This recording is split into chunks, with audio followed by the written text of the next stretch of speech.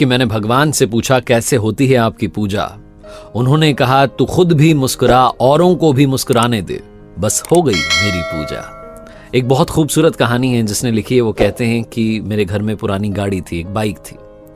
वो हमारे काम नहीं आती थी क्योंकि घर में सबके पास में साधन हो चुके थे। मैंने कार ले ली थी तो बाइक रखी हुई थी। एक दिन मन में ख्याल आया कि इसको बेच देते हैं। ऑनलाइन पोर्टल पर जाकर के उसकी डिटेल्स फिल की, फिर उसकी कीमत क्या रखें सोचा, तो मैंने सोचा कि 30,000 रुपये ठीक रहेगी। 30,000 रुपये मैंने उसकी कीमत लिख दी। उस दिन के बाद में कई कॉल्स मेरे पास में आने लगे। कोई इस गाड़ी की कीमत 15 बताता था, कोई 17 बताता था, कोई कहता था 22 ले लीजिए, कोई कहता था 25 ले लीजिए। 28 तक बात पहुंच चुकी थी, लेकिन वो 30 वाला कॉल आया नहीं था। मुझे लगता था मुझे 28 में शायद बेचनी पड़ेगी। तभी शाम के समय कॉल आया, बुजुर्ग आवाज थी।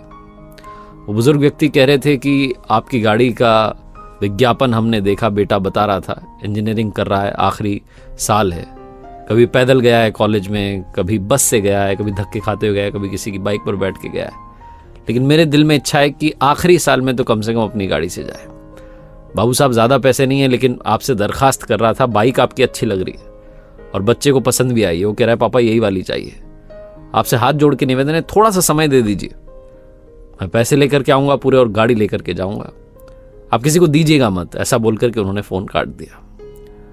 मैं सोचने लगा कि उन्होंने ये भी नहीं कहा कि 15 में दे दीजिए, 18 में दे दीजिए, उन्होंने कहा पूरे पैसे लेकर के आऊँगा, लेके जाऊँगा।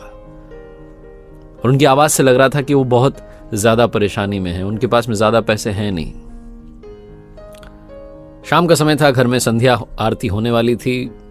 पता नहीं मुझे भगवान ने क्या बुद्धि दी, मैंने कॉल किया उन्हें और कहा कि सर आप जहाँ कहीं से भी बोल रहे हैं, आप मेरा पता लिखिए और कल आ जाइए, कितने पैसे हैं आपके पास। तो उन्होंने कहा कि बाबू साहब 20,000 रुपये जोड़ पाया हूँ, थोड़ा सा और समय दीजिए, मोबाइल बेच दूंगा, कुछ सामान बेच दूंगा, 10,000 इकट्ठे करके 30 लेके आऊँगा। मैंने कहा नहीं, बस 20,000 रुपये लेके आ जाइएगा कल और गाड़ी लेके जाइएगा। उनके चेहरे पर जो खुशी थी, उनकी आवाज़ में जो खुशी थी, वो बयान नहीं की जा सकती। उसके बाद रात में 1-2 बार और उनका कॉल आया कि पक्का आ जाऊँ ना। सुबह सुबह कॉल आ गया कि बेटा तैयार हो गया, हम आ रहे हैं आपके लिए, निकल चुके हैं आपके पास आने के लिए। मैंने कहा हाँ जी आइए। जब वो पिता पुत्र घर पर आए तो 20,000 रुपये जोड़ के लाए थे। वो 500 के नोट थे, 2,000 का एक नोट था, 100 के नोट थे, 50 के नोट थे, 10 के, 20 के।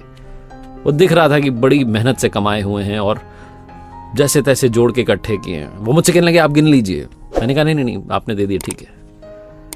वो बाइक की दोनों चाबियां जब उस लड़के के हाथ में आईं और पिता के चेहरे पर जो मुस्कान थी, मुझे लगा जैसे मैंने जीवन में सबसे बड़ी कमाई कर ली है।